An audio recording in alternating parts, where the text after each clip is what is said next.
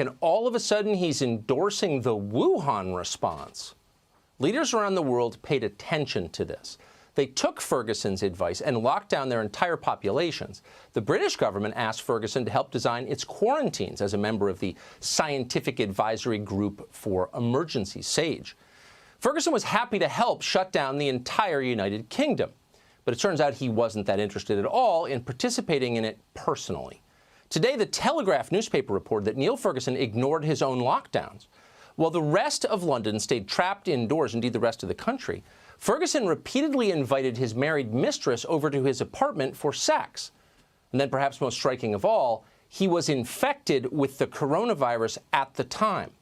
Neil Ferguson became sick and tested positive in mid-March. We know this because he said so publicly at the time.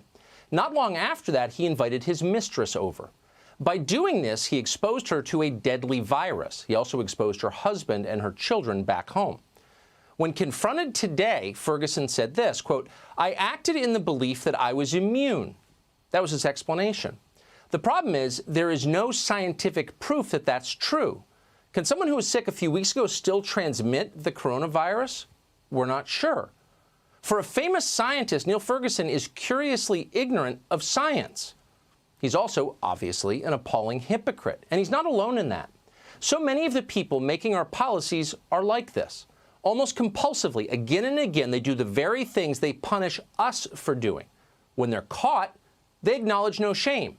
They are entirely lacking in self-awareness. They have no idea how absurd they are. They discredit themselves without even realizing it. Almost immediately after telling the rest of New York City to stay inside, for example, Mayor Bill de Blasio loaded up his SUV with government bodyguards and headed for the gym across town in Brooklyn. A government spokesman later explained the trip was necessary because de Blasio's gym, quote, has been a huge part of his and his family's life. Oh, okay, that makes sense. De Blasio likes his gym, so he kept going there, despite telling you not to.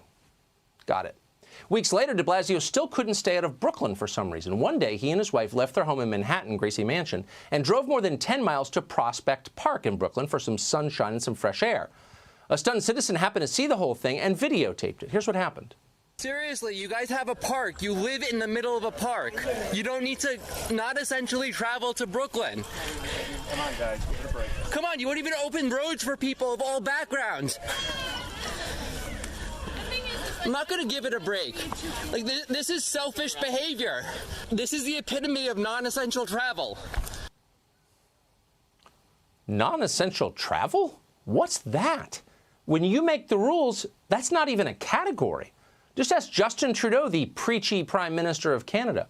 On April 12th, Trudeau released a video commanding Canadians to stay in their homes for Easter. It's what Jesus would do, he declared. So as we reflect on Jesus' message of love and compassion, let's think about our healthcare workers and essential service workers who are on the front lines every day. Let's put into practice what it truly means to love our neighbors as ourselves by making sacrifices to protect their health. Let's stay home for them. That's the kind of quarantine Jesus endorses. Love means staying home. For you, not for them. Not long after recording the video you just saw, Trudeau left the capital and traveled all the way to Quebec to visit his family at their lake house, just like you'd want to do on Easter, if you were allowed to do that, but you're not allowed, so stop complaining. You might also want to get your hair cut. People do, and in Chicago last month, that was not allowed. You couldn't get your hair cut. But the city's mayor, Lori Lightfoot, had her hair done anyway. When she was caught doing this, Lightfoot didn't even blush. Now, we played this clip for you on Friday's show, but it's one of those videos that no matter how many times you watch it, drops your jaw every time. I'm the public face of this city. I'm on national media, and I'm out in the public eye. And, you know, I'm a person who, I take my personal hygiene very seriously. As I said, I felt like I needed to have a haircut. I'm not able to do that myself, and so I got a haircut. Got that? Shut up, proles! I'm on national television! Chris Cuomo knows that feeling very well. Last month, the CNN anchor drove to a piece of property he owns in the Hamptons where apparently he's building a new weekend house. At the time, Cuomo was infected with the coronavirus and suffering from symptoms. He was supposed to be quarantined in total isolation in his basement full time. That's where he told his television audience he was.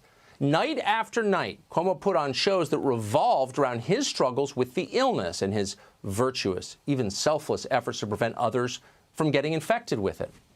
Given all the publicity he was generating for being sick, at least one Hamptons resident was shocked to see him out and about and confronted Cuomo about it. Cuomo responded by calling the man a, quote, jackass loser. The man's real name is David Whalen, and we invited him on the show to hear his story. I just said, don't you have the coronavirus? Shouldn't you be quarantined?